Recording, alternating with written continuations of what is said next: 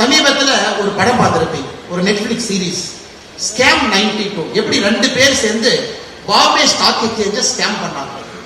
இன்னைக்கு இந்தியாவில் 2 பேர் இது மாதிரி செய்யறாங்கன்னா, ஒன்னு ஸ்டாலின் அவர்கள், இன்னொன்று விஜய்.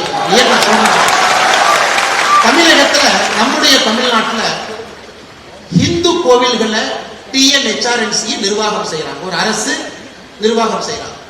1985 5,25,000 ஏக்கர் இருந்த TNHRNC இன்னைக்கு 4 லட்சம் ஏக்கர், 1,25,000 ஏக்கர் காணாம போயிடுச்சு.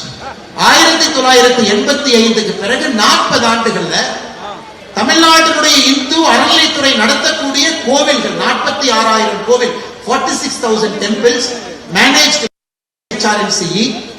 In 1985 TNHRNC had 5,25,000 acres. In 40 years, TNHRNC has lost 1 lakh acre. Right now we have 4 lakh acre. Tamil Nadu அரசு இந்த 1,25,000 ஏக்கர் எங்கே போச்சுன்னு கண்டுபிடிக்க முடியல. தமிழ்நாடு அரசு சார்பா இந்த ஐயப்பன் மீட்டிங்க்கு எங்களுடைய அறநிலைத்துறை அமைச்சர் சேகர்பாபு வந்திருக்கார். அவர் என்ன கேட்கிறாருன்னா, ஒரு 5 ஏக்கர் மட்டும் எங்களுக்கு கொடுங்க, பந்தளத்துல கொடுங்க கேட்கிறார். ஆச்சரியம் என்னன்னா, தமிழ்நாட்டுல 1,25,000 ஏக்கர் காணோம். 20ஆம் தேதி செப்டம்பர் இங்க குளோபல் ஐயப்பா கான்பரன்ஸுக்கு வந்த தமிழ்நாட்டினுடைய அமைச்சர் இங்க என்ன கேட்கிறாருன்னா, ஒரு 5 ஏக்கர் தமிழ்நாட்டு கொடுங்க, இங்க நான் கட்டிக்கிறேன். ஏன் அதையும் திருடவா?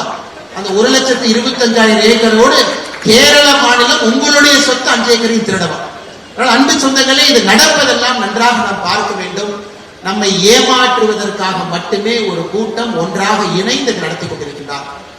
இன்னைக்கு கடவுளை அரசியலாக்குவது யார் என்கின்ற முக்கியமான கேள்வி நம்ம கேட்கிறோம்.